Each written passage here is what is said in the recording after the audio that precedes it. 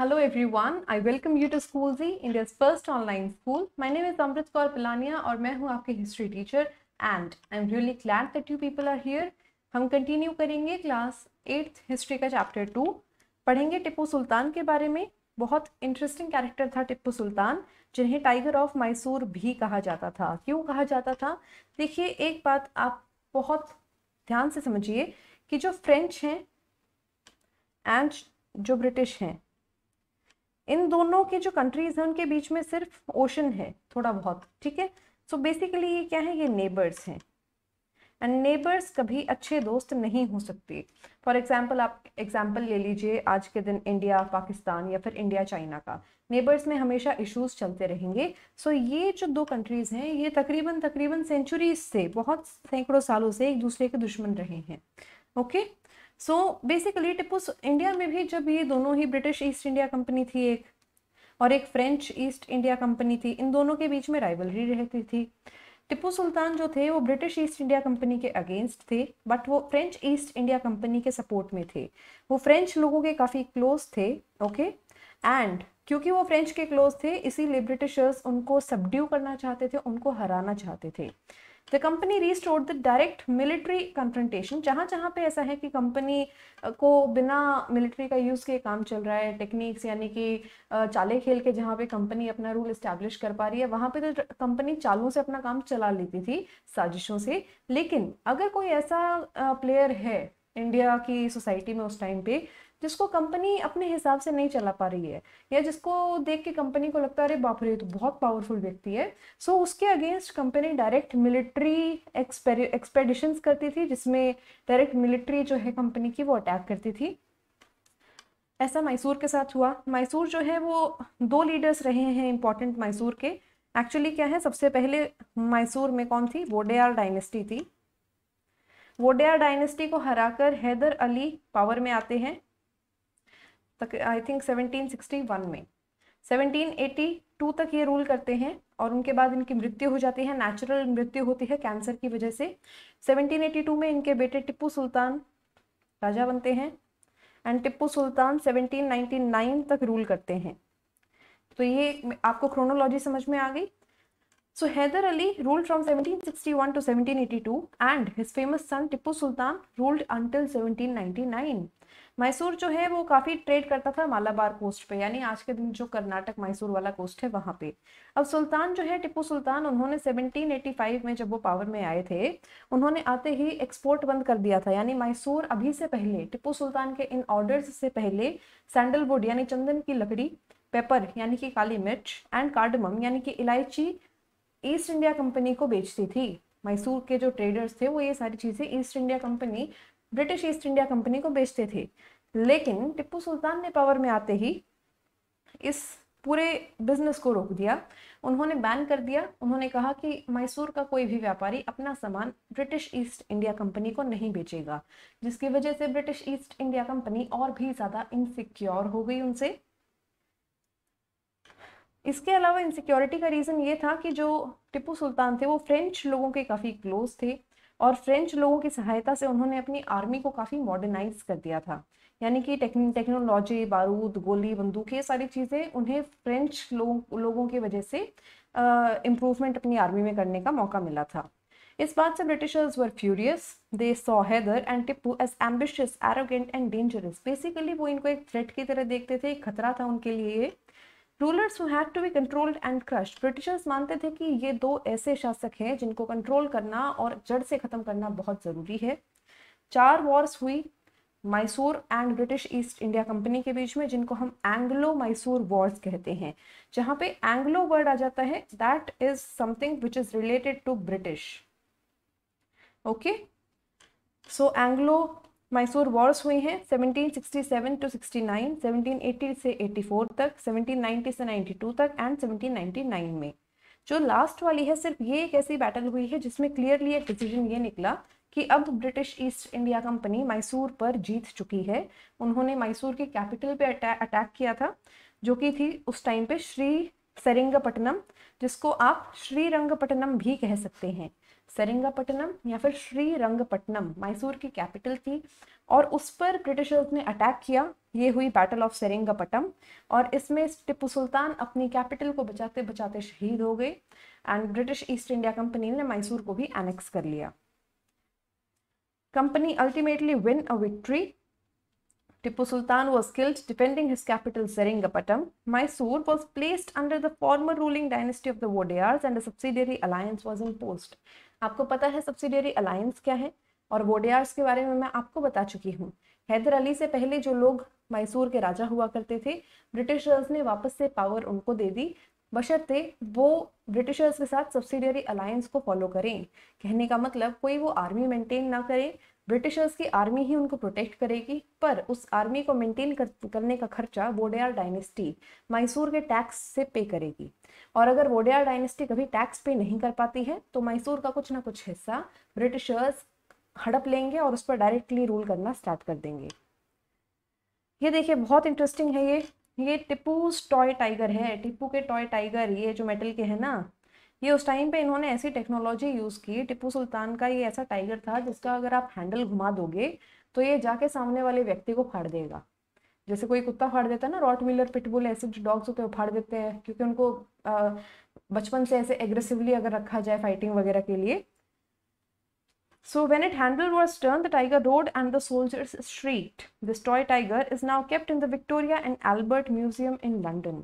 ये जो toy tiger है आज के दिन विक्टोरिया एंड एल्बर्ट म्यूजियम में है लंदन में।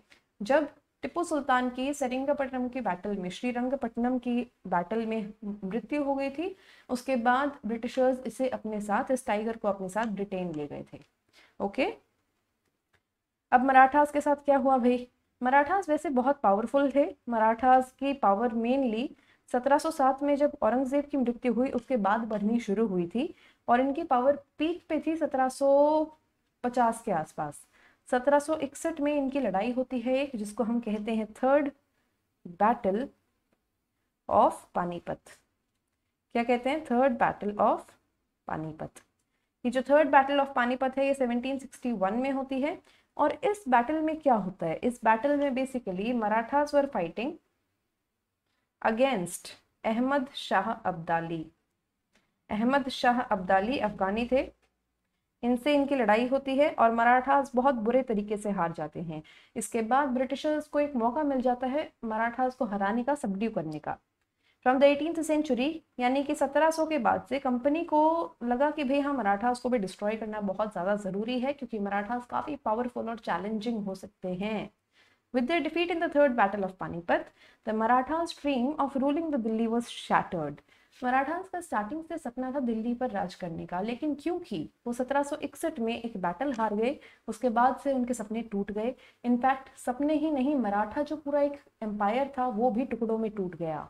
कैसे टुकड़ों में? अब जो मराठा डायनेस्टी थी, मराठा एम्पायर था, उसके तकरीबन 4 मेन टुकड़े हुए, और उन चारों टुकड़ों पर अलग अलग डायनेस्टीज रूल करती थी, जैसे कि सिंधिया, होलकर, गायकवाड़ एंड भोंसले। इन चारों को एक साथ रखने का, अलायंस में रखने का काम करता था इनका पेशवा, ठीक है, जिसको हम प्रिंसिपल या फिर प्राइम मिनिस्टर भी कह सकते हैं। जो प्रिंसिपल या प्राइम मिनिस्टर था ये पुणे में रहता था, he was based in Pune. और 2 इम्पॉर्टेंट ऐसे हुए हैं पेशवाज वगैरह, एक तो महादजी सिंधिया और एक नाना फडनिस। ये पहले सोल्जर्स थे, उसके बाद ये बने थे। कहने का मतलब ये है कि पेशवास जो हैं ये 4 मराठा डायनेस्टीज को एक साथ जोड़कर रखता था। अदरवाइज ये डायनेस्टीज इतना ज़्यादा एक दूसरे से सेपरेट होती चली गई in the coming years after third battle of Panipat, कि इवेंचुअली इट वॉज नोन कि हाँ, मराठास खत्म होंगे। The Marathas were subdued in a series of war. काफ़ी वॉर्स हुई इनके बीच में और ब्रिटिशर्स के बीच में, जिनको हम एंग्लो मराठा वॉर्स कहते हैं। मेनली 3 वॉर्स हुई हैं ये। सबसे पहली जो वॉर है वो 1782 में ख़त्म होती है एक ट्रीटी के साथ, जिसका नाम है ट्रीटी ऑफ सालबाई। ओके, इसमें कोई आप क्लियरली नहीं कह सकते कि मराठास जीते थे या फिर ब्रिटिशर्स जीते थे। जो सेकेंड एंग्लो मराठा वॉर खत्म हुई थी वो 1805 में ख़त्म हुई थी, ठीक है। और जो थर्ड एंग्लो मराठा वॉर हुई थी वो 1817 से 1819 तक हुई थी।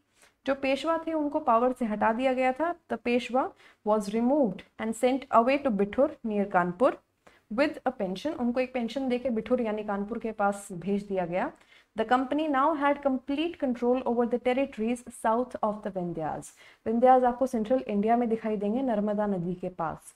नर्मदा नदी के दक्षिण में जितनी भी जमीन थी, चाहे वो हैदराबाद हो गया, मैसूर हो गया, मराठास की जमीन हो गई, या फिर कर्नाटक वाला रीजन हो गया, उस पर अब कंप्लीट ऑक्यूपेशन किसका था? ब्रिटिशर्स का था। The claim to paramountcy, paramountcy मतलब सुप्रीम अथॉरिटी, ठीक है। पैरामाउंट का मतलब होता है सबसे ऊपर। It is clear from the above that from the early 19th century, the company pursued an aggressive policy of territorial expansion. Company बहुत aggressively टेरिटरी को एक्सपैंड कर रही थी, कुछ भी मिले उन्हें, लेकिन किसी भी तरीके से वो टेरिटरी को एक्सपैंड करना चाहती थी। Under Lord Hastings, governor general from 1813 to 1823, a new policy of paramountcy was initiated.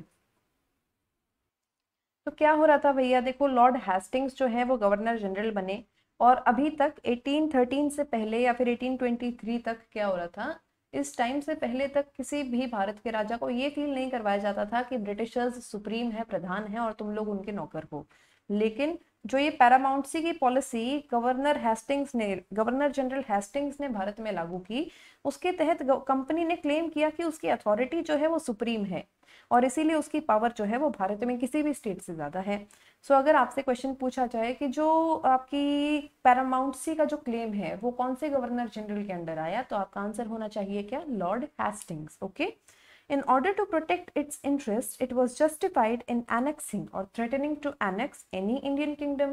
अब क्या था? अब इनका मेन टारगेट था भारत में अपनी टेरिटरी को एक्सपैंड करना, और अब ये शर्मा भी नहीं रहे थे, अब ये कोई बहाना भी नहीं बना रहे थे, ऐसे ऐसे बहाने के भी। हाँ, तुम्हारे अगर घर पे तुम हमसे वॉर हार गए तो तुमको कुछ कॉम्पनसेशन देना पड़ेगा, ऐसी ऐसी बातें भी नहीं कर रहे थे। डॉक्टर वो क्या कहते हैं उसको, सब्सिडियरी अलायंस वगैरह तो छोड़ो, अब इन्होंने सीधा कह दिया कि भाई हमें तो ब्रिटिश जो किंगडम है उसको एक्सपैंड करना, और उसके लिए हमें अटैक करना पड़ेगा। This process, however, did not go unchallenged. For example, when the British tried to annex the small state of Kittur in Karnataka today, Rani Channamma took to arms and led an anti-British resistance movement. रानी, अब ये जो था ना, इनका जो ये system था कि भाई इन्होंने कह दिया अब हमें तो ब्रिटिश एम्पायर को एक्सपैंड करना, तो हम तो तुमको अटैक करेंगे ही करेंगे। ये चीज़ बिना रेजिस्टेंस के नहीं रही। रानी चन्नम्मा ने अपने स्टेट को, अपने राज्य को, जो कि बहुत छोटा सा एक राज्य है, किट्टूर कर्नाटका में है, उसको बचाने के लिए अंग्रेजों के खिलाफ लड़ाई करी। 1824 में उनको अरेस्ट कर लिया गया, और वो प्रिजन यानी जेल में ही मर गई 1829 में, ठीक है।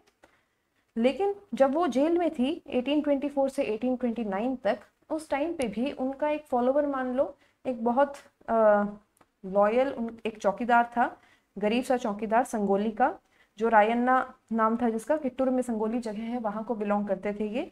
इन्होंने रेजिस्टेंस को कैरी किया, इनको काफ़ी लोगों ने सपोर्ट किया था उस टाइम के, जो यहाँ के किट्टूर के लोग थे। उसकी वजह से काफ़ी ब्रिटिशर्स के जो घर हैं वो जला पाए थे, टेंट्स वगैरह को डिस्ट्रॉय कर पाए थे। लेकिन इनको भी 1830 में पकड़ लिया गया था और इन्हें फांसी की सज़ा दे दी गई थी। ऐसे बहुत सारे केसेस हम आगे पढ़ेंगे। देखिए, ये है भाई अपनी रानी चन्नम्मा का फोटो, वीरांगना है जिन्होंने अंग्रेज़ों के खिलाफ अपने हथियार उठाए थे, और ये हैं वो लॉर्ड हेस्टिंग्स जिन्होंने ये जो पैरामाउंटसी वाली पॉलिसी है ये भारत में लागू करी।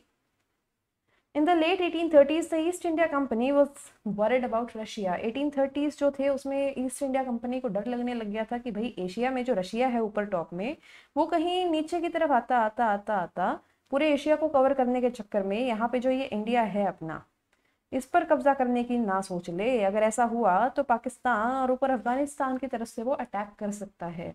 इसीलिए ब्रिटिशर्स ने अपना ध्यान अब इस वाले फ्रंटियर पे लगाना शुरू किया।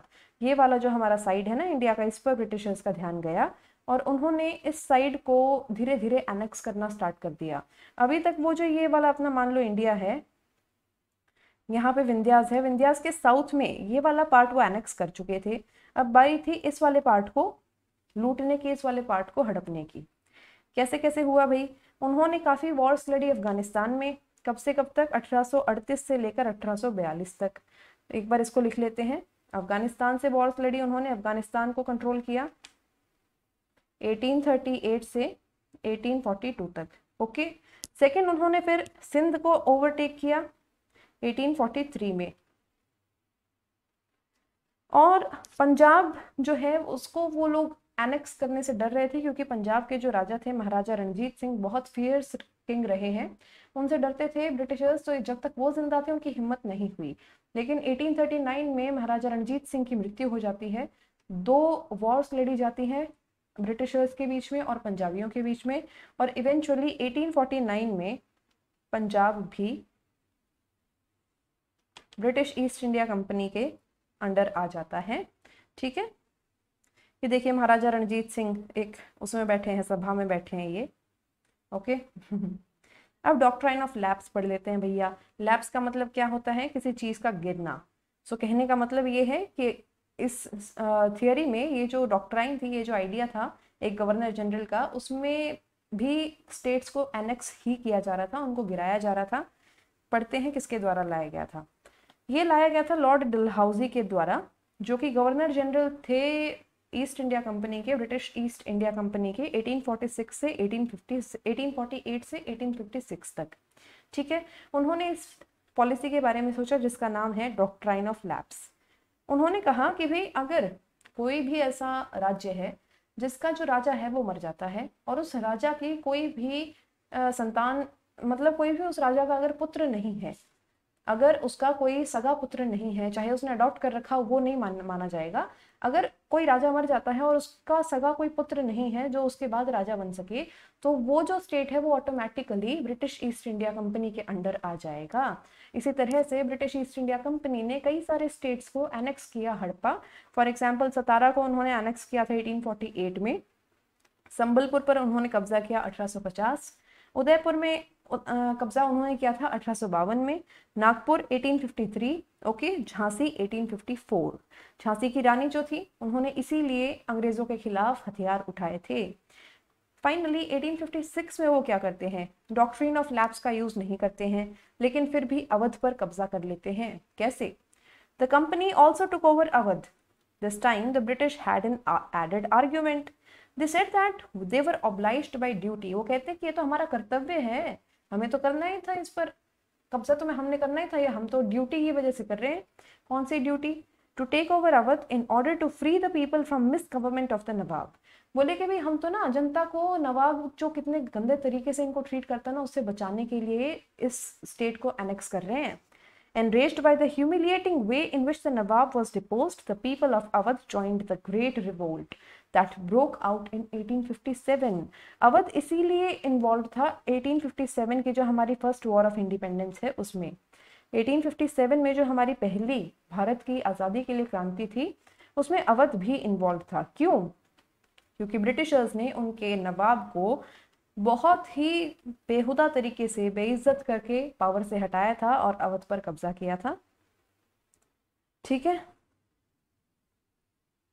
ये देखिए, ये मैप देखिए आप एक बार। Look at this map. This is the map of India in 1797, यानी कि बैटल ऑफ प्लासी और बैटल ऑफ बक्सर के बाद का ये मैप है। इसमें देखिए ये जो येलो वाला पार्ट है ना, this yellow part is something that is controlled by the Britishers.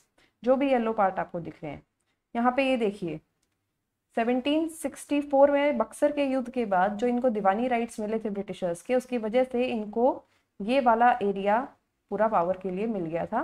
धीरे धीरे उन्होंने भाई एक्सपैंड किया अपना, और 1840 में बाई 1840 उन्होंने ये सारी टेरिटरीज को एनेक्स कर लिया था। ये सारी टेरिटरीज उनके किंगडम का हिस्सा बन चुकी थी। एंड 1857 में जो जो येलो आपको दिख रहा है, देखिए किस तरीके से इनका जो एरिया है वो एक्सपैंड होता जा रहा है। येलो वाला जो एरिया है उसका आप बढ़ता हुआ दिखेगा वो आपको। सो ब्रिटिशर्स एक्सपैंड कर रहे थे इंडिया में, expansion of the British territorial power in India. ठीक है, setting up a new administration, ये करते हैं अगली क्लास में, otherwise this class will become unnecessarily lengthy.